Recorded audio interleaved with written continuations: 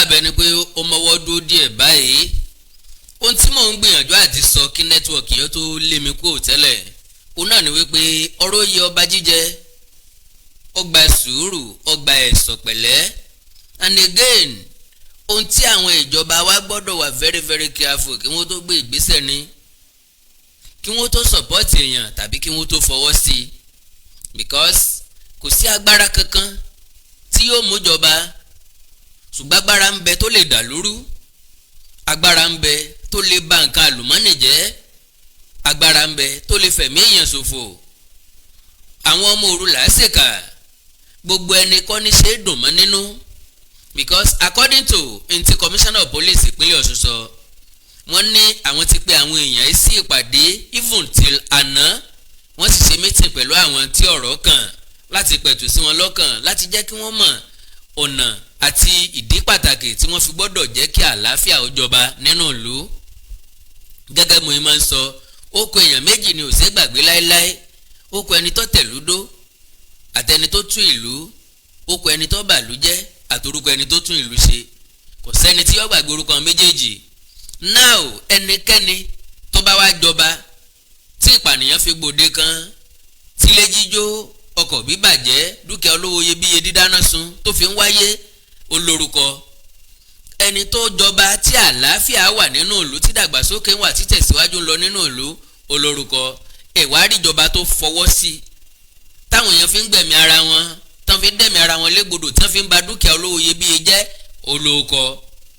ìjọba tó wá yànyàn tí ara tu gbogbo ìlú pẹ̀sẹ̀ òun náà lórúkọ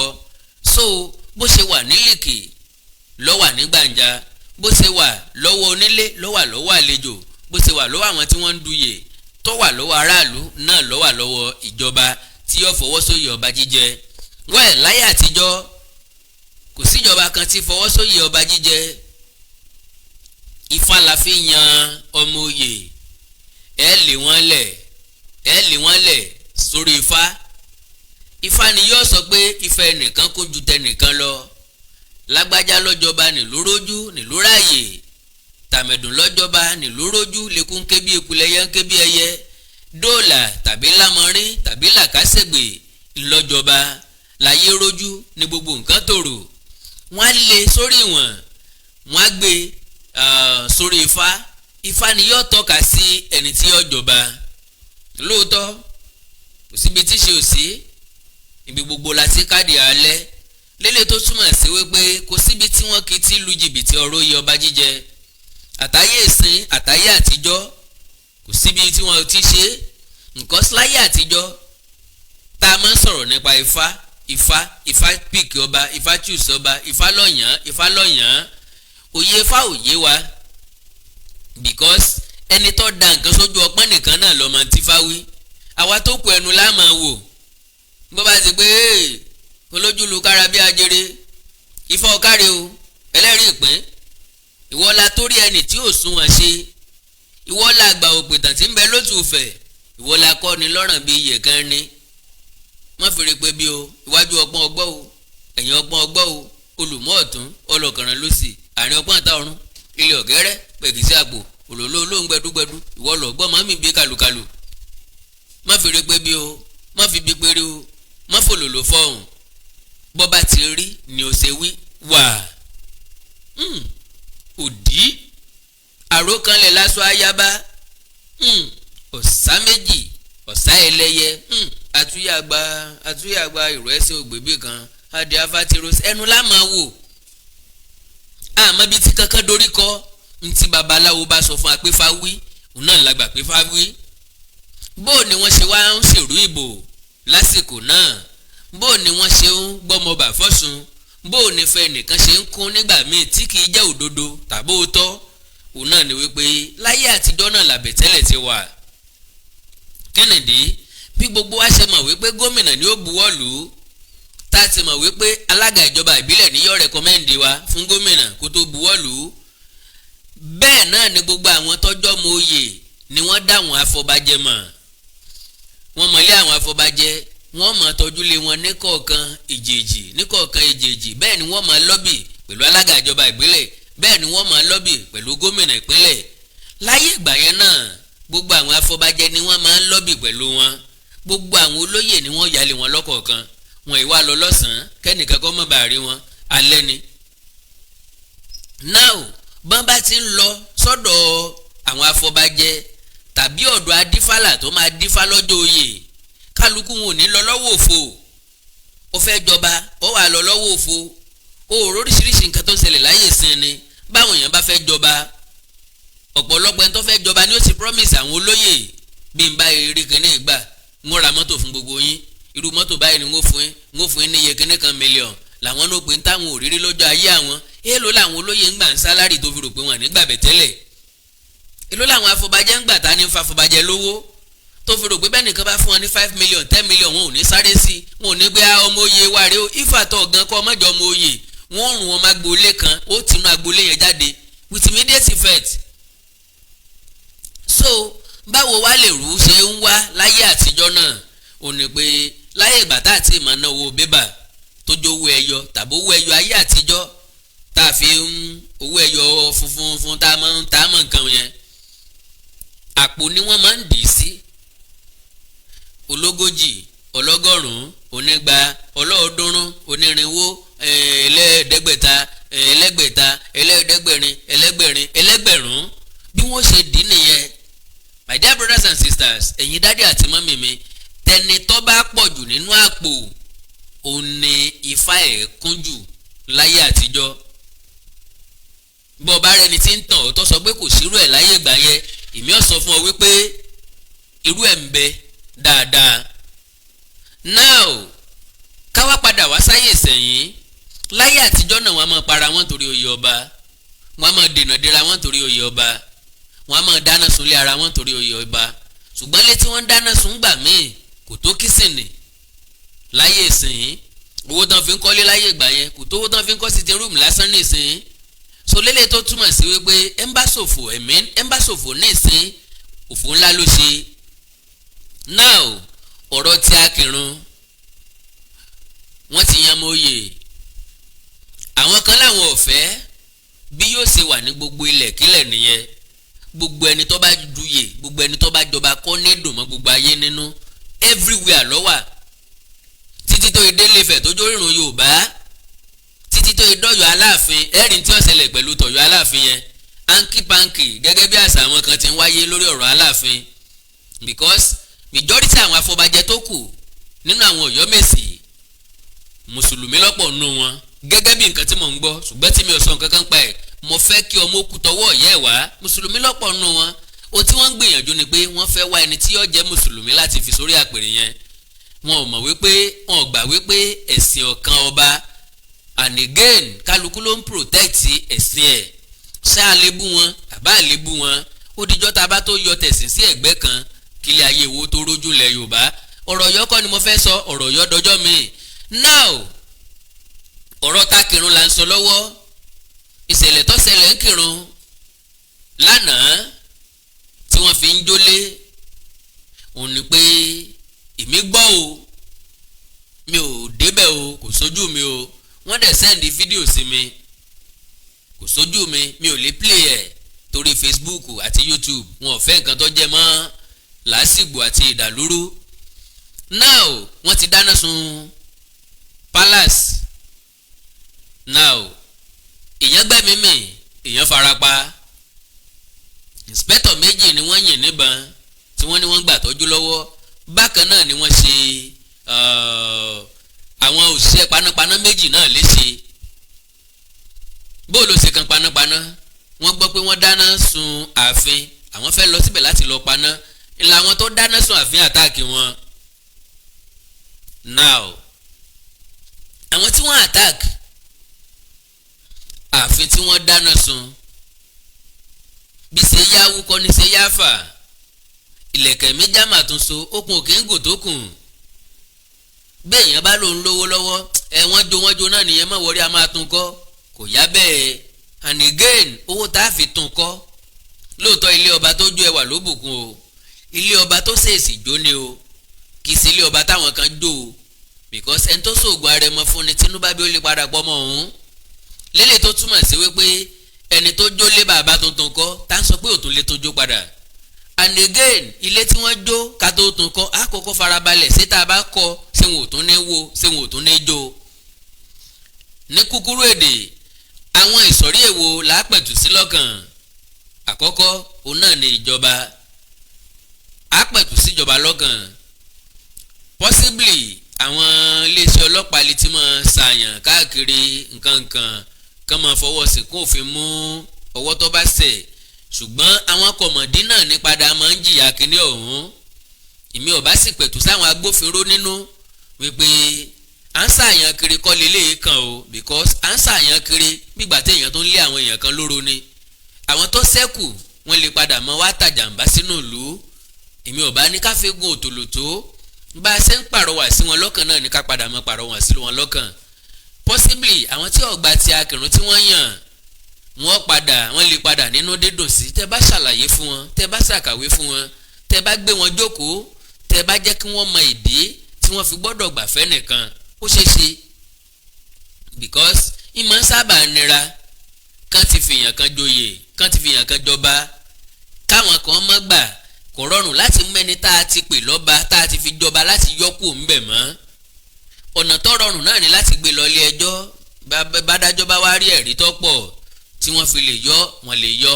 ṣùgbọ́n bádájọ́ bá rí ẹ̀rí tó pọ̀ wọ́n gbẹnu kó ńbẹ̀ náà ni tàbí kí wọ́n mọ fòní dóní fọ̀ládọ́la àkókò tí wọ́n fòní dóní fọ̀ládọ́la yẹn kò sí nǹkan tó máa ṣe ọba tí wọ́n yàn kò sẹ́ni tí yóò sọ pé kó kúrò nínú ìlú àyàfi tó bá jẹ́ pé ìdá tí kò fẹ́ kó jọba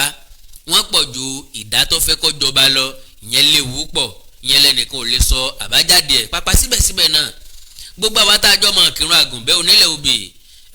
yóò wù mí tá a bá lè gbà láfíà láàyè sẹ́rí oyè ọba jíjẹ àtẹn tó dùn mọ́ àtẹn tí ò dùn mọ́ ẹjẹ́ àna sùúrù sí ọmọ ìyá kan náà ni wá kọ́rọ̀ oyè ọba ó tó dé ìlú kan náà lájọ ń jẹ́ kọ́rọ̀ oyè ọba ó tó dé oríkì kan náà wọ́n jọ ń kì wá kọ́rọ̀ oyè ọba ó tó dé ẹjẹ́ àna sùúrù sí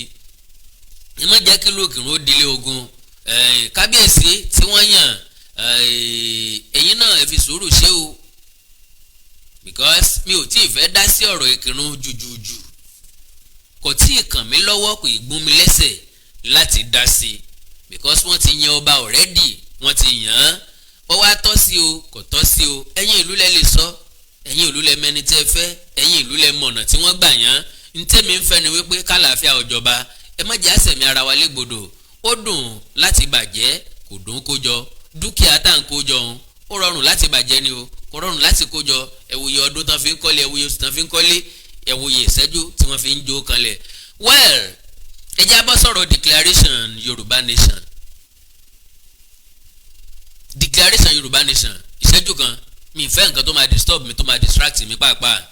ilé lóko lẹ́yìn odi àjíǹde ara ó máa jẹ́ a ò ní fàìsàn ló gbà orúkọ tèmi ni Godwem tí gbogbo ẹ̀yin èèyàn mọ̀ sí ìyá Ìjẹ̀bú gẹ́gẹ́ bí ìṣe wa yí pé ìlera yín òun ló jẹ wá lógún òun ló tún mú wa wá sójú ìwòran yín ní déédéé àsìkò yìí mo kí yín o a ò ní fàìsàn ló gbà o gbogbo ẹnikẹ́ni tó ní ìṣòro nínú eegun tàbí nínú iṣan ara wọn wọ́n lè kàn sí iléeṣẹ́ Godwem ìyá Ìjẹ̀bú ọ̀rọ̀ iṣan àti eegun la máa ń sọ ní gbogbo ìgbà nítorí pé ìṣòro iṣan àti eegun ó jẹ́ ìṣòro tó ṣe gbòógì tó dẹ̀ ń dà wá láàmú àwọn ẹlòmíì ò lè bẹ̀rẹ̀ mú nǹkan nílẹ̀ ẹlòmíì ò lè bẹ̀rẹ̀ kírun ilé orí òkèlè ẹlòmíì ń gbé tẹ́lẹ̀ ó ti padà sísàlẹ̀ nítorí orúnkún ríro ìbàdí ríro ẹlòmíì àtẹlẹsẹ̀ la máa kán ẹlòmíì tó bá jí láàárọ̀ àti fẹsẹ̀ lélẹ̀ á di ìṣòro ẹlòmíì gbogbo ara títa ẹlòmíì ẹsẹ̀ títa ẹlòmíì ẹsẹ̀ á máa gbọ̀n gbogbo èyí tó bá lè jẹ́ jẹ́wárí ó ṣeé ṣe kó jẹ́ arthritis lẹ́ní ó ṣeé ṣe kó jẹ́ rheumatoid arthritis or osteoarthritis èyíkéyìí tẹ́ ẹ̀ bá ní bó sì jẹ́ gout ni gbogbo ẹ̀ lágbára Ọlọ́run ká ẹlòmíì arthritis ẹ̀ ọmọ ọwọ́ ló ti máa mú tọ́mọ ọwọ́ ẹ̀ á máa wú tá a máa dùn ẹlòmíì á máa sọ fún ẹ pé èjìká ló ń dùn òun ẹlòmíì ìbàdí ẹlòmíì orúnkún ẹ̀ á máa wú gbogbo ètò bá lè jẹ́ iléeṣẹ́ Godwem ìyá Ìjẹ̀bú last bus stop yìí ni lórí ọ̀rọ̀ arthritis yẹn bákan náà ni ẹ̀yin ọkùnrin tẹ́ ní ìṣòro tó jẹ́ kùdìẹ̀kùdìẹ̀ tá à ń pè ní prostate enlargement táwọn Yorùbá ń pè ní ìsétọ̀ prostate enlargement àmì méjì ló mú wa ẹlòmíì ò ní rí tọ̀tọ̀ rárá ẹlòmíì tó bá fẹ́ tọ̀ á máa rí ìnira ṣùgbọ́n ẹlòmíì tó bá ní ìtọ̀ púpọ̀ jù ni á máa tọ̀ léra wọn ó lè tọ̀ lẹ́ẹ̀mẹwàá kílẹ̀ ò tó mọ́ ẹlòmíì kò tó débi tó máa tọ̀ sí ìtọ̀ yá ti máa jábọ́ ṣùgbọ́n kí wá ṣe prostate enlargement nìkan ló lè fà kí wọ́n máa tọ̀ púpọ̀ torí prostate enlargement ọkùnrin nìkan ló ń ṣe ṣùgbọ́n ìṣòro ìtọ̀ púpọ̀ ó lè ṣe obìnrin náà obìnrin tó bá ní bladder infection àbí weakness of bladder òun náà lè máa tọ̀ púpọ̀ jù ẹlòmíì á ní infection tó ti pẹ́ ó lè jẹ́ kó máa tọ̀ púpọ̀ jù ẹlòmíì dẹ̀rẹ̀ diabetes insipidus tó ń pè ní àtọ̀gbẹ ló fà á tó fi ń tọ̀ púpọ̀ jù so tẹ́ bá ti ń rí irú àwọn àmì gbogbo yín náà lẹ lè kàn sí iléeṣẹ́ Godwem Ìyá Ìjẹ̀bú bákan náà ni àwọn ìṣòro tó ń àfẹ́tì àwọn ọkùnrin wa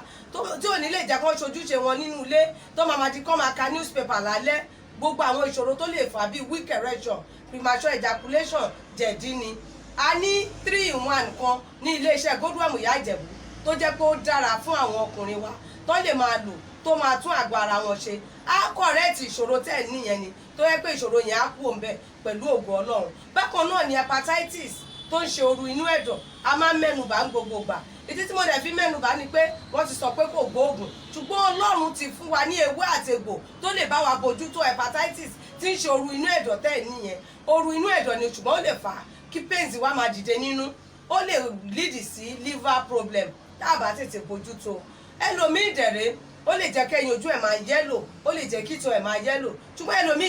ẹyin ojú ẹ̀ lè máa yẹ́lò kíto ẹ̀ máa yẹ́lò kó jẹ́ jaundice lòun ní o ẹlòmíì inú ẹ̀ lè máa ga kó jẹ́ enlarged liver lòun ní o torí ìdí èyí ó máa ń dára ká ṣe àyẹ̀wò ẹnikẹ́ni tó bá ti rí kùdìẹ̀kudiẹ ẹ jẹ́ kí wọ́n ṣe àyẹ̀wò kí wọ́n mọ kí ló dé kí nìkan tó ń ṣe àwọn ìyẹn ló máa jẹ́ ká mọ irú ọ̀nà tá a máa gbà ràn wọ́n lọ́wọ́ pákéjì ti wà lóríṣiríṣi fún rheumatoid arthritis fún prostate enlargement even fún prostate cancer tí wọ́n bá ní prostate cancer ó lè máa tọ̀ kíto ẹ̀ kó máa ní ẹ̀jẹ̀ nínú àbí kó máa ní ìrora èkéyìí tí ìbàjẹ́ Ọlọ́run Elédùmarè ti fún wa lágbára láti fi òpin sí ẹ̀rọ ìbánisọ̀rọ̀ mi ní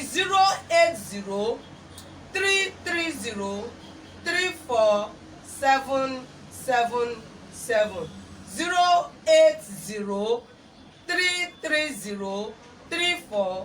08033034777 nọ́mbà yìí náà ni nọ́mbà WhatsApp mẹ́ kò sí ibi tí ẹ̀dẹ̀ wà tí oògùn wa ò ní dé gbogbo ẹ̀yin náà tẹ̀ tí ń gbalẹ̀ máa máa jẹ́rìí sí ibikíbi tẹ́ wà bó jẹ́ US bó jẹ́ Canada bó jẹ́ UK wherever you are oògùn yìí máa dé ọ̀dọ̀ yín ibikíbi tẹ́ lè wà nílẹ̀ adúláwọ̀ ni nínú Nàìjíríà ń bí ni gbogbo ibikíbi tí ẹ wà bó jẹ́ Èkó ni Ìbàdàn ni Àbújá ni Port Harcourt ni wherever you are oògùn wa máa dé ọ̀dọ̀ ẹ pẹ̀lú ògo Ọlọ́run ẹ má ṣe gbàgbé ẹ̀rọ ìbánisọ̀rọ̀ mi tí ń ṣe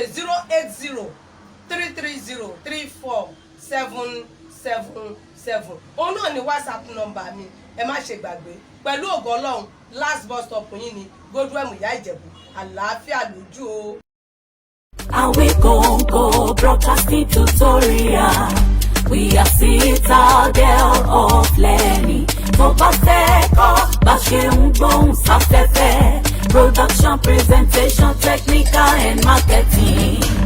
Awikonko broadcasting tutorial. Ilé-Ifẹ̀ ìpínlẹ̀ Ọ̀ṣun ló wà o. Oh yes, you cannot afford to be a mediocre as a broadcaster. Not so good, not so bad. Pèdèpèdè gbọ́dọ̀ gbógede kó gbólóhùn kó ní àgbékalẹ̀ tó nítumọ̀ tó jẹ tí ń gbèsè láì mọ̀mú lòmú fòlòlò fọ́ọ̀mù tó bá yá. Ló fi yẹ kó o gba fọ́ọ̀mù báyìí láti kọ́ bá a ṣe ń ṣe ní Awikonko broadcasting tutorial Ilé-Ifẹ̀ ìpínlẹ̀ Ọ̀ṣun. Níbi tí wàá ti kẹ́kọ̀ọ́ gba ìmọ̀ ìjìnlẹ̀ tó kún rẹ́rẹ́. Bá a ṣe ń gbọ́rọ̀ kalẹ̀ látẹnu àwọn ọ̀jẹ̀mí pèdèpèdè lórí rédíò àti tẹlifíṣọ̀n. Adequate equipment for radio and TV programs in a permanent classroom and studio. Bá a ṣe ń ṣe dé bẹ́ẹ̀ la nílé gbígbé bọ́dìn fáwọn tó fẹ́ bẹ́ẹ̀. Bóyá kì í ṣe Ifẹ̀ nípínlẹ̀ Ọ̀ṣun ni wọ́n ń gbé. Kò sí ìyọnu ìrọ̀rùn ló bá dé o. Àwọn akọ́ṣẹ́mọṣẹ́ olùkọ́ máa kọ́ ẹ bá a ṣe ń lo console, technicality, productions, presentation and marketing. Tó o bá ti wá pegedé lẹ́yìn tó o bá parí, Awikonko broadcasting tutorial ló tún máa recommend yẹ fún rédíò tàbí television station tó ń fẹ́ ẹ̀bùn rẹ̀. For you to be outstanding, enroll today at Awikonko broadcasting tutorial Ilé-Ifẹ̀ Ọ̀ṣun State and become a professional in no time. Ẹ kàn sí lórí WhatsApp +234-701-428-5276 lórí email awikonko.broadcastingtutorial@gmail.com. 10,000 naira péré ni wàá fi gba fọ́ọ̀mù wọlé láàrin oṣù mẹ́ta sí mẹ́fà. Ẹ̀bùn yẹn máa hàn dé. Ìwọ náà máa di gbajúgbajà láwùjọ agbóhùnsáfẹ́fẹ́. Gbà bẹ́ẹ̀. Awikonko broadcasting tutorial. Ilé-Ifẹ̀ ìpínlẹ̀ Ọ̀ṣun ló wà o. ọmọ Yorùbá ni mí, ilẹ̀ Yorùbá la bí mi, níwọ̀ oòrùn Nàìjíríà kò lè fọwọ́ sọ̀yà o. tẹnitẹni èkìsà lọ́la tán. ìmúlòní kan bú àgbọ̀nsalẹ̀ lónìí họ́wùhọ́wù. ìran Yorùbá ló lédè àtàṣà tó wuyì tó jinlẹ̀ dáadáa. èdè àtàṣà Yorùbá wa gbọ́dọ̀ ṣe bẹ́ẹ̀ kó wọmi bí. agbẹ́dọ̀. ìdí nìyí tá a fi ṣe àgbékalẹ̀ ètò ẹ̀kọ́ àrà ọ̀tọ̀. yàrá ìkàwé tá a pè ní Yorùbá pọ́nbélé lórí ẹ̀rọ ayélujára. ní pàtàkì fáwọn ọmọ Yorùbá tí ń bẹ lókè òkun America, United Kingdom, France, Spain, Ireland, Italy, Germany, Austria, Switzerland àti bẹ́ẹ̀ bẹ́ẹ̀ lọ. ẹ jẹ́ kọ́ mọ̀ ń yọ wá kọ́. tó sì mọ èdè Yorùbá sọ lẹ́nu dáadáa. sẹ́ẹ̀mọ̀ pọ́mọ tó sọ lẹ́nu lọ́fàpọ̀ òyà kọ́ párá. bàbá jákèjì àtàṣà Yorùbá wọlé bẹ́ẹ̀. ẹkún àyànlá gbogbo wa ni. orí Zoom ni yóò ti máa wáyé. pẹ̀lú olùkọ́ èdè Yorùbá tẹ́ ẹ ti mọ̀ bẹ́ẹ̀ ni mo wó. àkàndá alúrọ̀rọ̀ lẹ́nu bíi tẹ́jọ́. Àjàó àró Awikonko asọ̀rọ̀ lójú ọlọ́rọ̀. agbẹ́dẹ̀gbàsà níyì padà bọ̀ ọ̀ràn míyàn. pèdèpèdè àpèdè má pèdè jẹ́ ọmọ elédè tó mèdè déédéé pè. àjẹdẹ ni mi ti fẹlẹ́gẹ́dẹ́ sóge. àtẹ̀dẹ̀ àtàṣà ọlọ́run ọba fúnra mọ́nẹ. gírámà lítírẹ́sọ̀ òǹkà òwe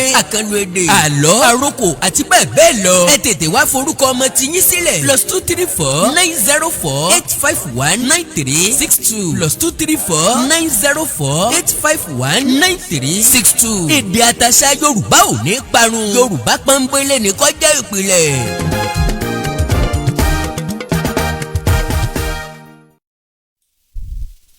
well awífúnni kó tó dání àgbàjàkadì ni. now nípa ọ̀rọ̀ declaration Yorùbá nation mi mọ nǹkan tí àwọn èèyàn yìí ń fi wá pè especially Dúpẹ́ Onítìrí bóyá ó rò pé gbogbo alòpònú ni o bóyá ó rò pé gbogbo a ní òtútù ti kó sí lọ́pọlọ bóyá ó rò pé gbogbo ala ní làákàyè because mo rí àwọn èèyàn kan tí wọ́n ń pè Yorùbá nation has come to stay níbo lọ́nà wo nígbà wo kí ló ta fi ń tanra wa kí ló ta fẹ́ràn láti máa tanra wa oríṣiríṣi declaration mẹ́ta ló máa wà according to them. now àwọn èèyàn kan rò pé tí máa ń sọ̀rọ̀ nípa Yorùbá nation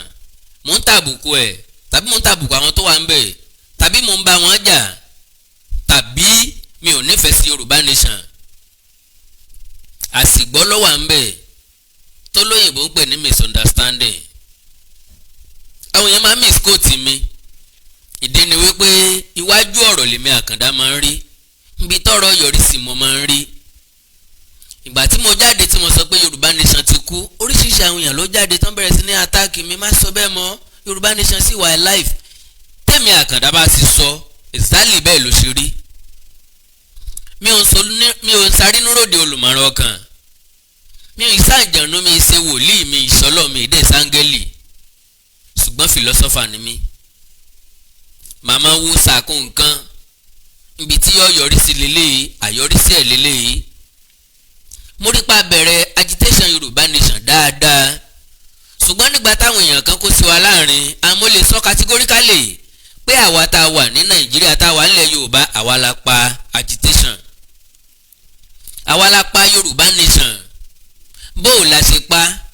ìsìnpá mọ́bẹ̀ lọ́wọ́ àyín níbọn ṣùgbọ́n nígbà tá a ti gbé gbogbo àkóso Yorùbá nation láwọn tí ò sí nlé àwọn tó wà lókè òkun tá a ti gbé lé wọn lọ́wọ́ ńlá ti gbẹ́ kòtò tá a ti sin Yorùbá nation because àwọn náà wá dabarú ẹ̀ mọ́ wa lọ́wọ́ Yorùbá world media àwọn tí ń bẹ lókè òkun ni wọ́n ń darí ẹ̀ wọn mọ tí ń ṣẹlẹ̀ ńlẹ́ o rúmọ̀ tán bá fún wọn náà ni wọ́n ń sọ̀rọ̀ lé lórí gbogbo àwọn tí ń pariwo Yorùbá nation majority wọn ò sí nlé so ọ̀nà yẹn la fi fààyè gbà wọ́n ẹni tí ó wálé wá jalè nínú wọn wálé wá jalè ilé tí ó gbókè òkun máa jalè láàrin wọn ó ń gbókè òkun jalè rẹ̀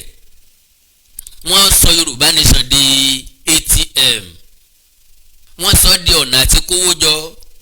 wọ́n sọ dọ̀nà àti gbáwó sápò wọ́n sọ dọ̀nà àti jẹ ẹni tí ó sọ̀rọ̀ rí wá sórí social media bí ó bá ti ní followers tí ò ní subscribers tó bá ti sọ̀rọ̀ pa Yorùbá nation àwọn dàdàngọ́ ní akédèdèrè wọ́n ti fò lọ́bẹ̀ yóò fi wọ́n kó Yorùbá nation jọ gbà tó bá kó wọn jọ tán yóò bẹ̀rẹ̀ sí ní tọṣẹ bí ṣe ń tọṣẹ àánú ní ọmọ tọṣẹ rìkísí ní ọmọ tọṣẹ ìyọnú ní ọmọ ta cream àlùpàyídà àti bẹ́ẹ̀ bẹ́ẹ̀ lọ. now wọ́n ní wọ́n fẹ́ declare Yorùbá nation ọ̀pọ̀lọpọ̀ ọ̀rọ̀ láti ń gbọ́ lẹ́nu Onítìrí tẹ́lẹ̀tẹ́lẹ̀ Dúpẹ́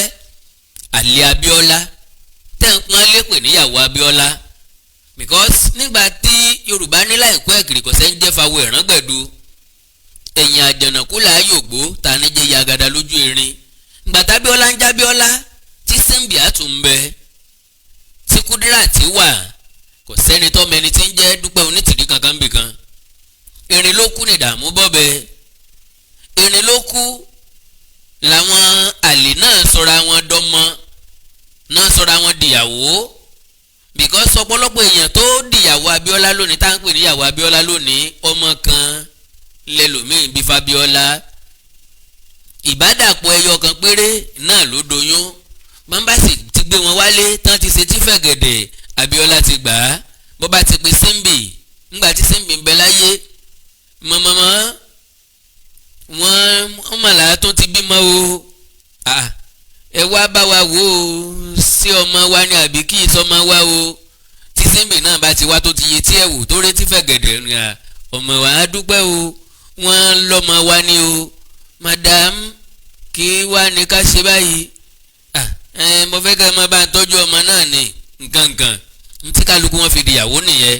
now woman yìí wá from nowhere kò sẹ́ni tó rí rí yàtọ̀ sáwà tá a mọ̀ bó díje du gómìnà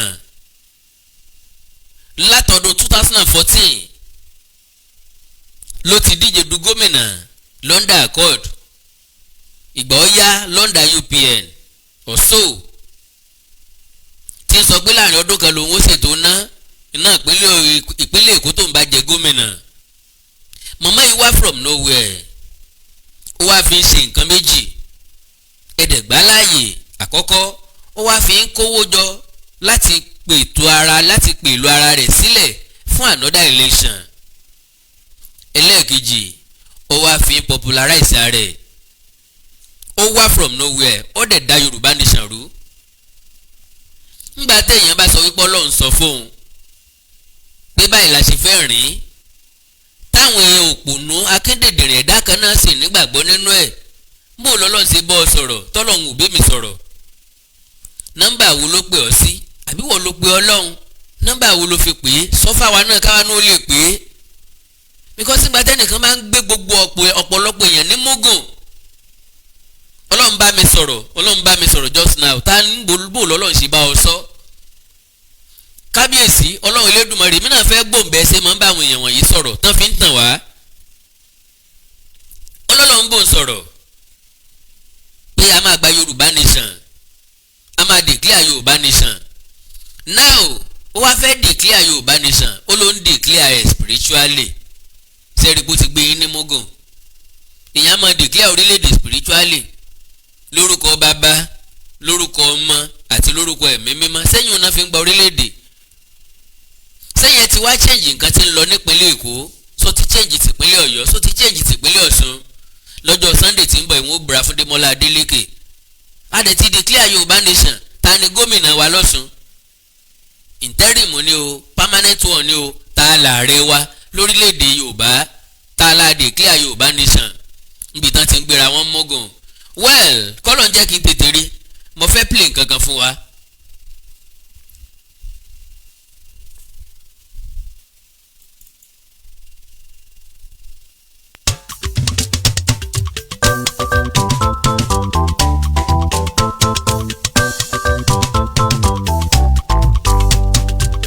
alákàndá mi mà dé alákàndá mi wọ̀lú wá alákàndá ọ̀rọ̀ mọ́dọ́dẹ o alákàndá mi mà dé dádì mọ́mí brọ́dá sísá máa bọ̀ o bóyá kájọ gbádùn àkàndá o alákàndá mi mà dé alákàndá mi wọ̀lú wá alákàndá ọ̀rọ̀ mọ́dọ́dẹ o alákàndá mi mà dé.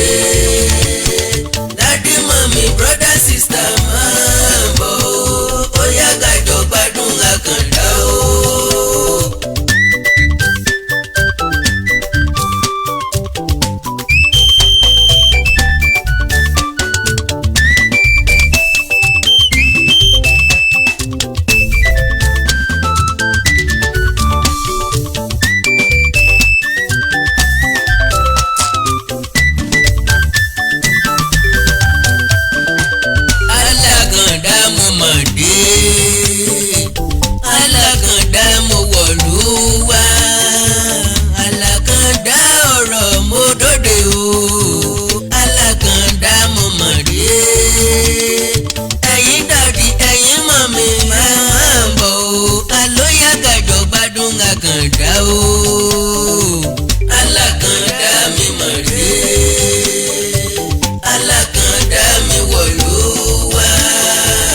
alákàndá ọ̀rọ̀ mo dọ́dẹ o alákàndá mi mọ̀ dé dádì mọ̀mí brother sister máa bọ̀ ó yá gàjọ gbádùn àkàndá o.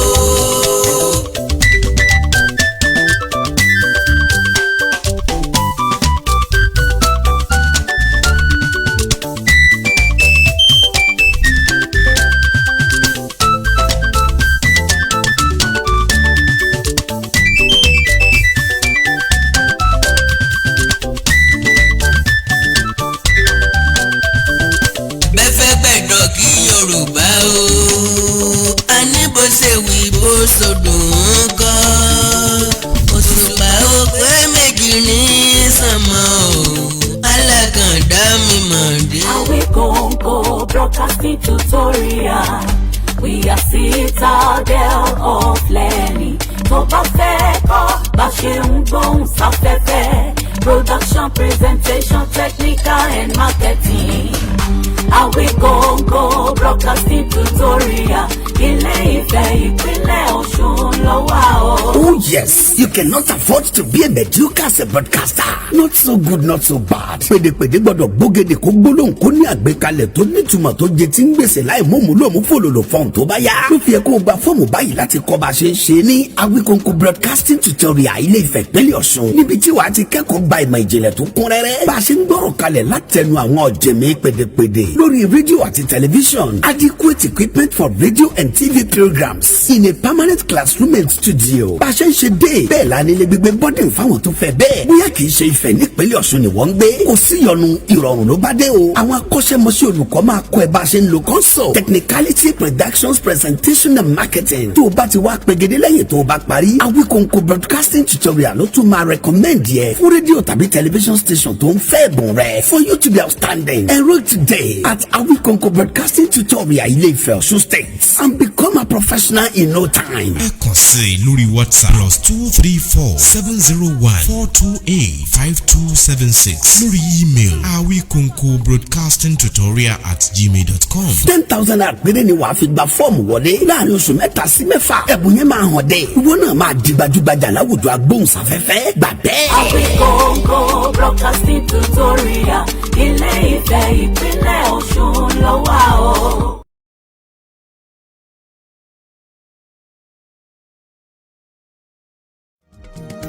ọmọ Yorùbá ni mí ilẹ̀ Yorùbá la bí mi níwọ̀ oòrùn Nàìjíríà mo lè fọwọ́ sọ̀yà. tẹnitẹni èkìsà lọ́lẹ̀ tán ìmúlòní kan bú àgbọ̀nsalẹ̀ lónìí họ́wùhọ́wù ìran Yorùbá ló lédè àtàṣà tó wuyì tó jinlẹ̀ dáadáa. well pápápá mi fẹ́ gba táìmù yín ni o. ok. Up Yoruba Nation. Bravo. Ó like ọ̀rọ̀ tí brother mi yẹn sọ. Ó dẹ̀ fẹ́ kí wọ́n bá mi gbé ọ̀rọ̀ tó sọ yẹn kán bá mi gbé rìn kán dẹ̀ tún wá gbé ọ̀rọ̀ yìí kan gbé rìn. Bí ọ̀rọ̀ yẹn ṣe jẹ́ gan-an náà ló ṣe sọ yìí. Mi ò rò bóyá ó ní ọ̀. Akúdédé wòye gbogbo àwọn ọmọ aládé. Nǹkan tí àwọn òfin ní dákẹ́ nítorí pé Yorùbá nation yìí àwa ti identify ara wa pẹ̀lú ẹ̀ torí ìlú wa ni nǹkan tó ṣẹlẹ̀ ní Nàìjíríà yẹn tó fi jẹ́ pé àwọn miscreants àwọn thugs àwọn morons ìgbà tó ń wọnú òṣèlú àwọn tó rí wọn pé wọ́n dákẹ́ mú wò ìgbà tó yá ìgbà tí gbogbo àwọn tí ò yẹ kó wà nípò tí gbogbo wọn take over rí pé kò ṣeé gbà mọ́ lọ́wọ́ wọn òun ló di pé inú wa ń bí everybody pé àwọn ti bàlújẹ́ o normally Nigeria is a country tó yẹ kí gbogbo wa wà proud of ẹ jẹ́ ká má tán. kọ́mẹ̀ sí fi ṣe gbọ́dọ̀ láti gba Yorùbá nation yìí. Up Yorùbá nation, up Yorùbá nation, up Yorùbá nation. Rẹ́kọ̀dù tí mo ṣe láàárọ̀ yìí ó dá lórí gbogbo program tó ń lọ ní Èkó tó ń ṣẹlẹ̀ nílùú Èkó. Mo fẹ́ fi àkókò irọ́ gbogbo ẹ̀yin àgbààgbà tẹ́ ń darí Yorùbá nation. àkókò yìí darí sọ̀rọ̀ sí gbogbo ẹ̀yin tí ẹ ń darí Yorùbá Nation láti jẹ́ kí ẹ bá wa fojú wo ọ̀rọ̀ yìí. Gbogbo ẹ̀yin adarí wa ní Yorùbá Nation, mo fẹ́ kí gbogbo wa mọ̀ wípé Yorùbá Nation ju gbogbo ẹnikẹ́ni lọ nílẹ̀ Yorùbá. Ọ̀rọ̀ country, ọ̀rọ̀ nation la fẹ́ gbà o. Ọ̀rọ̀ country, ọ̀rọ̀ nation la fẹ́ gbà o. A kó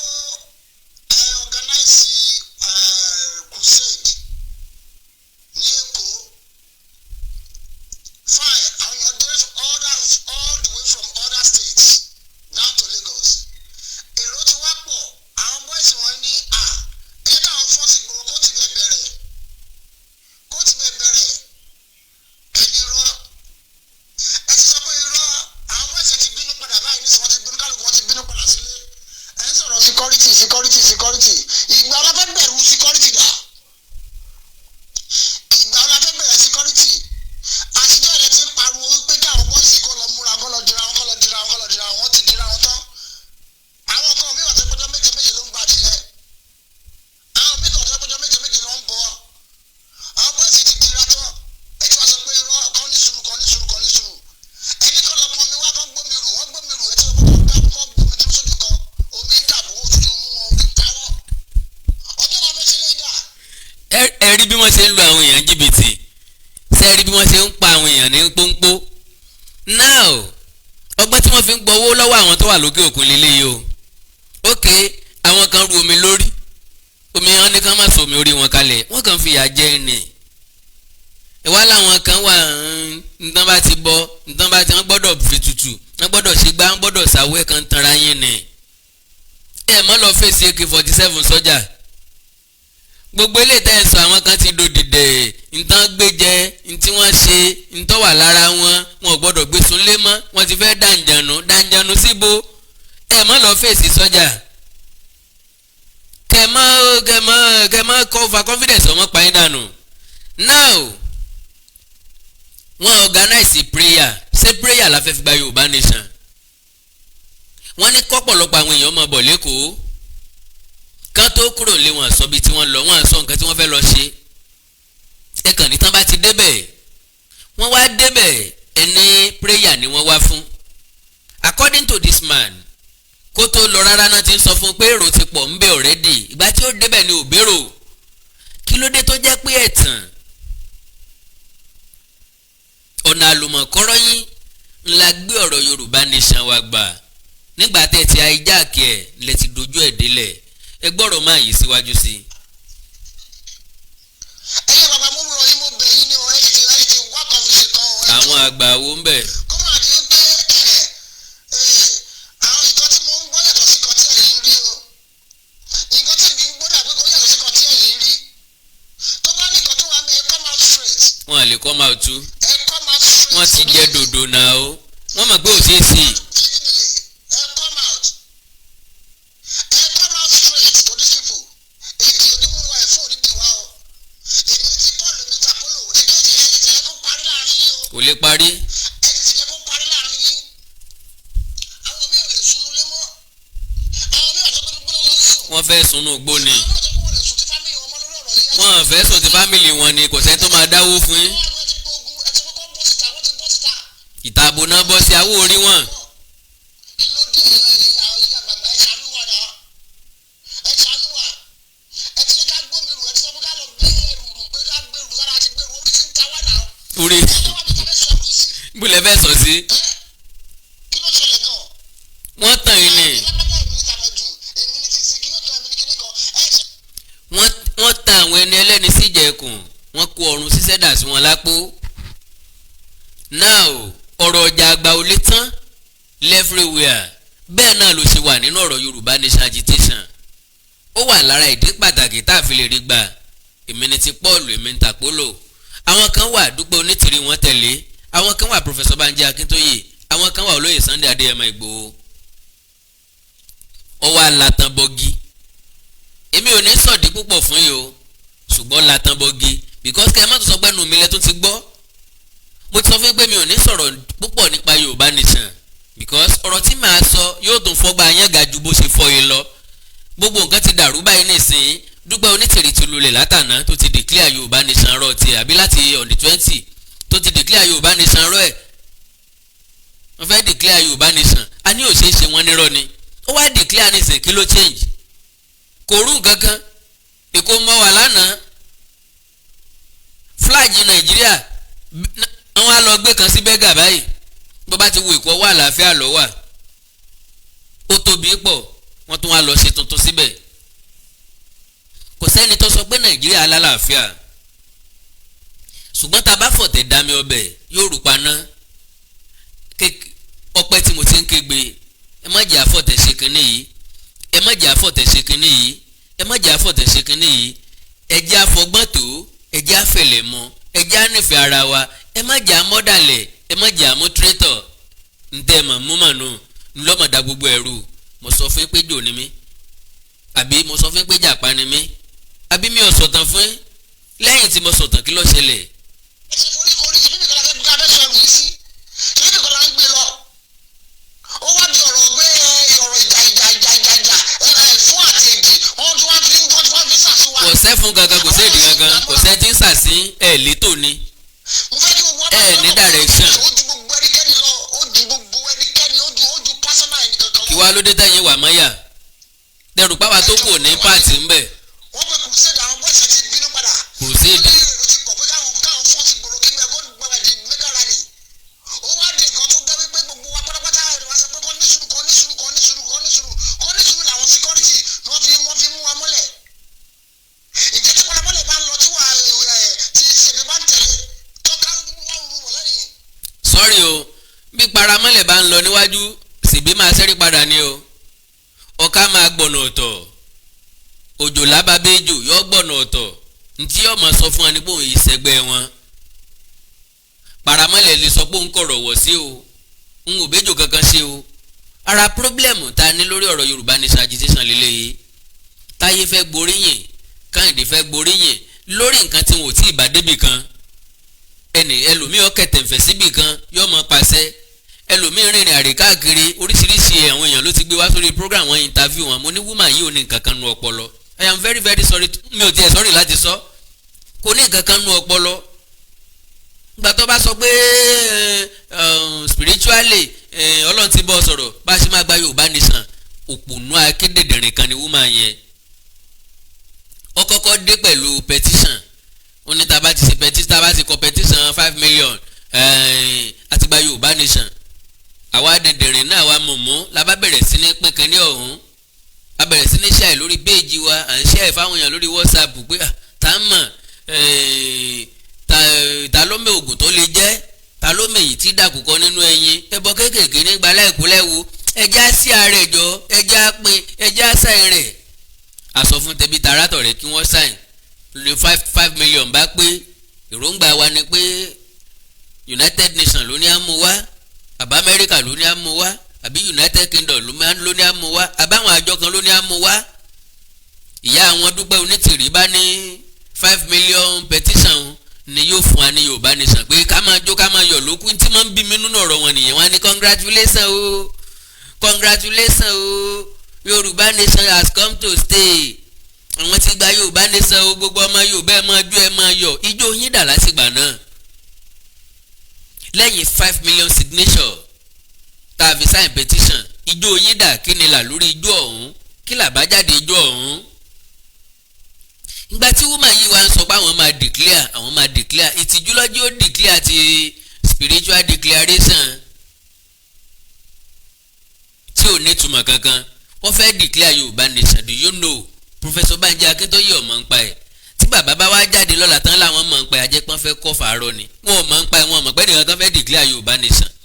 majority àwọn agitators ní ọ̀gbọ́n ń pa ẹ̀ ní ọmọ pé ó fẹ́ declare Yorùbá nation ṣé Dúpẹ́ Onítìrí nìkan ló ní Yorùbá nation ni sọ̀rọ̀ yẹn náà tó ti dọ̀rọ̀ fámìlì Abíọ́lá ni àbó ti di tìran tiẹ̀ tó ti di mọ̀lẹ́bí tiẹ̀ tó wá ara kaka mọ́ ó dẹ̀bi ti àyà tó gún ológun àwọn èèyàn kan ló pilẹ̀ rẹ̀ òde lọ́sàn-án ọjà gbà mọ́ wọn lọ́wọ́ ńgbà táwọn gọ̀ nàná mù àwọn náà kúkú mọ́wọ́ lẹ́rán wọn ń wòye ni kọ́lọ́mọ ẹ̀jẹ̀ ni tọ́gọ̀ ọ̀gbọ́n ibi ọ̀pọ̀lọ́gbọ́n kù ẹni ẹlẹ́ni dé ó fi kárísímà gbà lọ́wọ́ wọn báralé ẹni bá lẹ́nu àálẹ́sẹ̀ ni báralé ẹni bá lẹ́sẹ̀ sí là á lẹ́nu àwọn èèyàn wá mà yí nìkan ni wọ́n mà yí ní padà wọ́n ní good intention but wọ́n mọ̀nà àtọ̀ wọ́n mọ bí tá a gbé gbà wọ́n mọ̀nà tá a gbé rìn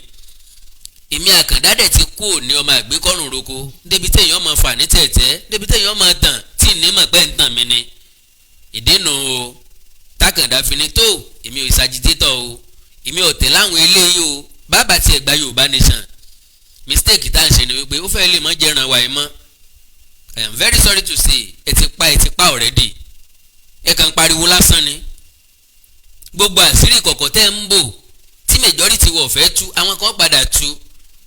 gbogbo wa ń pàfẹ́ kọ́ tọwọ́ wa bàjẹ́ tó bá tásìkò táwọn bá tú tí wọn ò tú dáadáa àwọ̀ yànnà náà dáadáa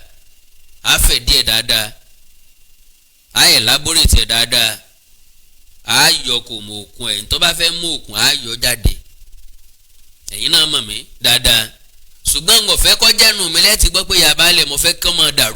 dàrú bọ́n ṣe ń dàrú lọ yẹn àṣírí ara wọn ni wọ́n ń tú ìbàjẹ́ ara wọn ni wọ́n ń ṣe everybody ti mọ̀ pé irọ́ ni wọ́n ń pa lórí ọ̀rọ̀ Yorùbá nation ẹlòmíì ti ná millions of naira lórí ọ̀rọ̀ Yorùbá nation ọ̀rọ̀ pọ̀ nínú ẹ̀ èmi àkàndá ò ní sọ púpọ̀ ọ̀rọ̀ declaration ni mo bá wá lónìí. tí àfàyàfà lábá tẹ̀lé bọ̀ ká ló lè gbójú wọ àfàyàfà lẹ́sùn. lọ wá bí jókòó járe máa na àfàyàfà yìí. òun wá di kan tí àwọn olóṣèlú àti àwọn ìjọba tó bẹ̀rẹ̀ sí fi ṣe gbọ́dọ̀ láti gba Yorùbá nation. kò sí nǹkan tó ká àwọn olóṣèlú pẹ̀lú yín wọ́n ṣe tí wọ́n lọ ni. kí náà wí. gbogbo ẹ̀yà bàbá tẹ́ ń darí wa wọ́n ti rán mi sí pé tá a bá gba kíní ní ọdún yìí kò sí tá a fẹ́ sá lọ. àṣedèdèrè ni ọ́ nbo lẹ ti fẹ́ gbànú ọdún yìí ta ló fẹ́ gbànú ọdún yìí bó lẹ ti fẹ́ gbànú ọdún yìí ẹ má mọ̀ fọkàn sí wọ́rí ọ̀rọ̀ kan 2000 1000 kan pé lè fẹ́ fi gba Yorùbá nation lójú bàtálíọ̀n ẹ má mọ̀ tira yín sí wàhálà ẹ má mọ̀ fẹ̀mí ara yín lẹ má sẹ̀rìmí ara yín légbodò ẹ má mọ̀ sáwọn ìyàwó níyàdógó di aláìlọ́mọláyé mọ̀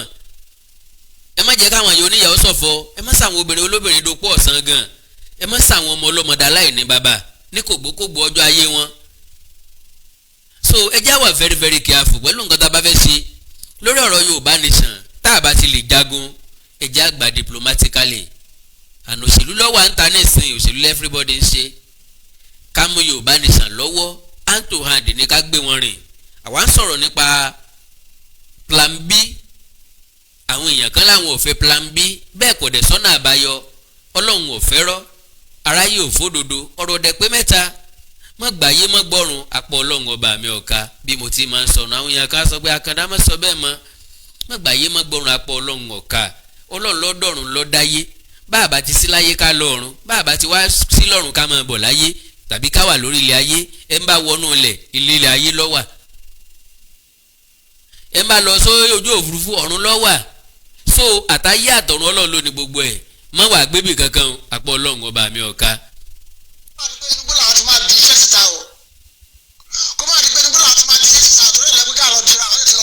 iṣẹ́ kí náà fẹ́ jù ú ta ẹ̀yìn tanra yín. iṣẹ́ tí ń gbọ́rọ̀ báyìí owó tó yẹ kí àwọn fi jẹun làwọn fi lọ dira wọ́n ń tọrọ owó nìyẹn wọ́n ń béèrè owó nìyẹn kẹ́ ẹ lè mọ̀ wípé àwọn ti náwó gan o àwọn dẹ̀ ní ìdòwò ebi ń pa wọn o ebi ń pa wọn o. ń lọ dira wọn nù sàrí. ń bò náà wá gbára lọ ta ló lágbára ẹ lágbára ẹ lọ ríra yín mọ́nù sàrí àwọn èèyàn wá dẹ̀ wà lábújá láìmọye ọdún ẹ rí wọn yọ jáde ẹ lágbára ẹ lè lọ yọ sólóyè Sunday Adéyẹmọ Ìgbòho ní Kútọ́nù kẹ́ ẹ yọ sí lójijì kẹgbàrá ògiri jáde ẹ dẹ̀ lẹ́ lágbára ẹ má fèsì AK-47 mò ń pàrọwà fún yín o ok so ẹ tán ní gbogbo ẹ wọ́n lọ ríra wọn mọ́nù sàré ti bo ṣé sàré fámìlì wọn ni àbí sàré òkú gangan àbí sàré ìtàn gbẹ́ súkẹ́súkẹ́ fúnra wọn Felix Bankole ń kọ́ ọmọ ọlọ́mọ yóò ti lọ fowó wọn kọ́lé. ókè náà ẹ má sọ pé àwọn oníṣirù gbogbo òṣèlú àwọn ti gbẹrù kọ. òsà wèrè wò. ìlú rẹ ti gba òmìnira tó wọ́n tẹ̀jẹ̀ sílẹ̀ rí. Can you imagine? àdúrà ni kó má ti pọ̀. Can you imagine? àdúrà ni kó má ti pọ̀. can you imagine. ọlọ́run ti kọ́ ládàá alẹ́ nìyẹn ni. can you imagine. òun ò dẹ̀gbà kí òun ò fẹ́ kí lé fámìlì ẹ̀ ọ lọ o. wọ́n tàbá ti gbà kínní tàbá ti gbà pẹ̀lú nísùrù tá à ń ṣe yìí ó máa bí nǹkan mi o. a lè gbà lọ́dún yìí àwa fẹ́ ntọ́fẹ́ bí yẹn afẹ́kẹ́ mú jáde.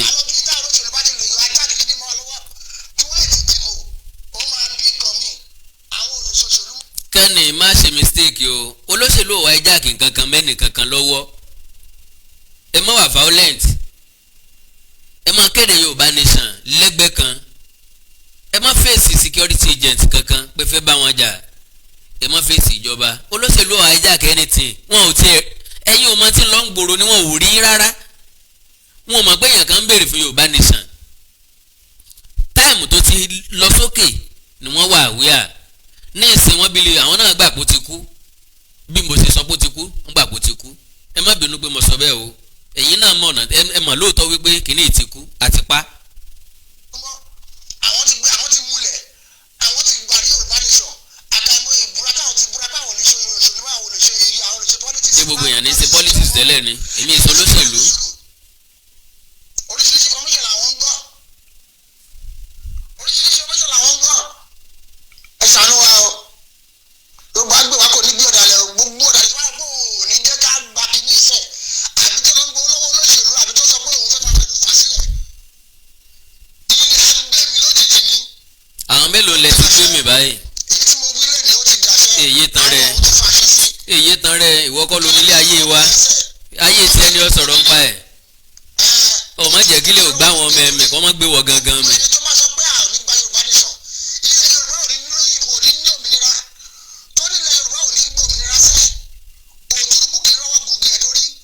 àwọn tí ẹ mọ́ fọ̀ bẹ́ẹ̀ ni ìwé ata ìtata dì í.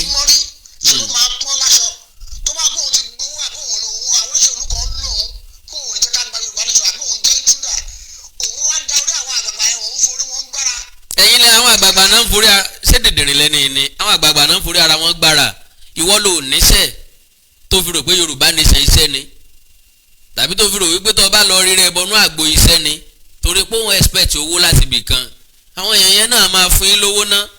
so yẹn náà tó ń gbọ́ bùkátà lé ayé yín well èmi Àkàndá ọ̀rọ̀ Awikonko ní nǹkan méjì tí mo wá sọ. Madam Dupe Onitiri, do you know wípé woman yìí láwọn ti yan chief of staff chief of army staff wọ́n ti yan chief of naval staff wọ́n ti yan chief of navy staff ń bo làwọn èèyàn wọ̀nyí wà ìbò lọ́fíìsì wọn èmi lo Èkó lánàá o Èkó ọ̀yàtọ̀ sí bó ṣe wà àwọn èèyàn ń polongo ìbò níbẹ̀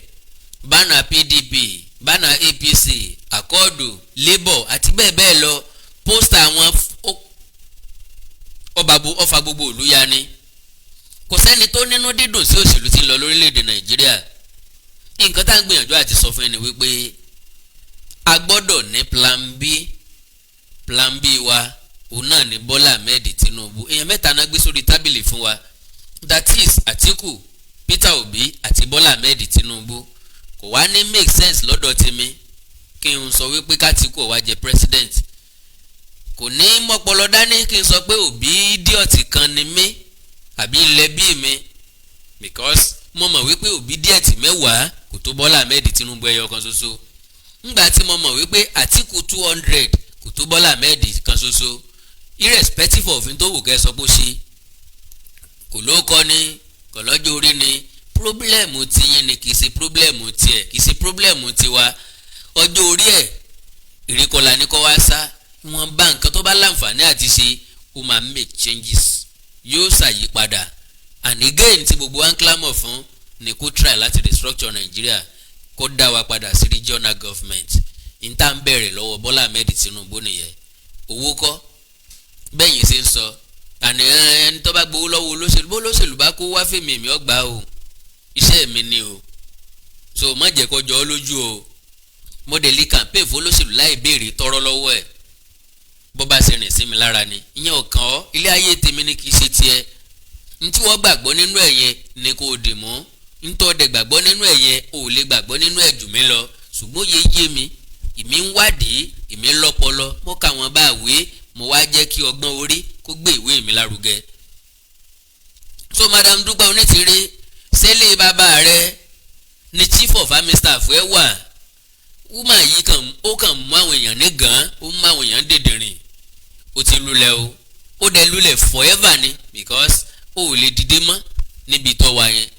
kò sẹ́ni tó fẹ́ gbà ó gbọ́ mọ́ kò sẹ́ni tó fẹ́ gbọ̀rọ̀ ẹnu ẹ̀ gbọ́ mọ́ ngbà tó dé aṣọ fún ọ wípé rọ́ lọ́wọ́ apá ìtàn lọ́wọ́ àtàn wọ́n jẹ ọkàn wá lórí wọn gbóngbó ni wọ́n gbà wọ́n rò pa àtàkì ẹni bí mo yẹ sọ́npa Felix Bankole ń jò nínú táwọn èèyàn bẹ̀rẹ̀ sí ní mú mi bú àtòkú àtàyè Felix Bankole wọn gbúrò kankan máa ń nú ẹ̀ nísìnyí o wọn gbọ́n kankan máa ń pa ẹ̀kọ́ dẹ̀ sẹ́ni tó sọ kankan máa ń pa ẹ̀kọ́ dẹ̀ sẹ́ni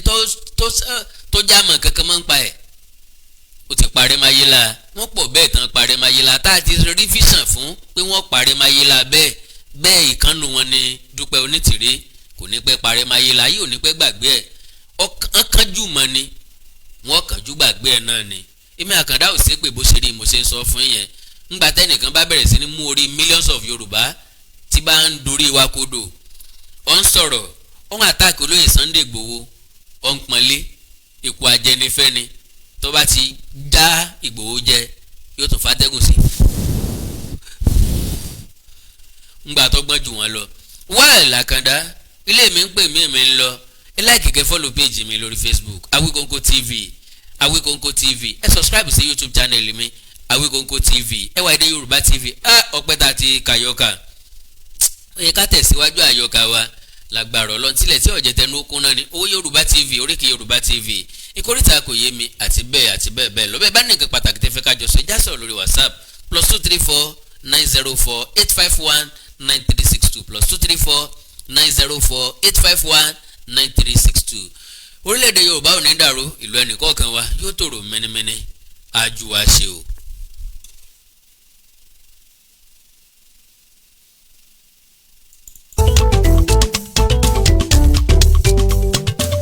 ilé tìyá Àkàndá mò ń relé mi o ilé mọ̀ọ́yá yẹ́rù ọkàn mo ti ń lọ dádì àmọ́ mi Alákàndá ló ń dágbére brother sister o èmi ló dọjọ́ mi rìn ilé tìyá Àkàndá mò ń relé mi o ilé mọ̀ọ́yá yẹ́rù ọkàn mo ti ń lọ dádì àmọ́ mi Alákàndá ló ń dágbére brother sister o èmi ló dọjọ́ mi rìn.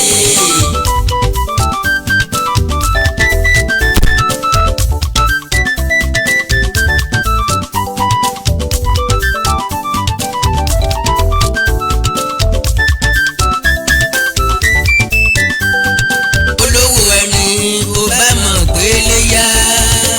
ìwọ̀fà o àṣìwá oko ríro dádì àmọ́ mi Alákàndá ló ń dágbére brother sister o ó dọjọ́ mi rìn ilé tìyá Àkàndá mò ń relé mi o ilé mọ̀ọ́yá yẹ́rù ọkàn mo ti ń lọ dádì àmọ́ mi Alákàndá ló ń dágbére brother sister o èmi ló dọjọ́ mi rìn.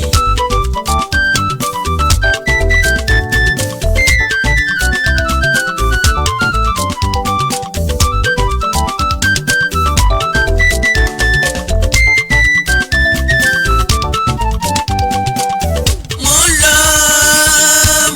lọ tí kú kọ́ ò dàrún kọ́ ò mò ń lọ alódọjọ́ mi rìn ká tó ríra dádì àmọ́ mi Alákàndá ló ń dágbére brother sister o èmi ló dọjọ́ mi rìn o ilé tìyá Àkàndá mò ń relé mi o ilé mọ̀ọ́yá yẹ́rù ọkàn mo ti ń lọ.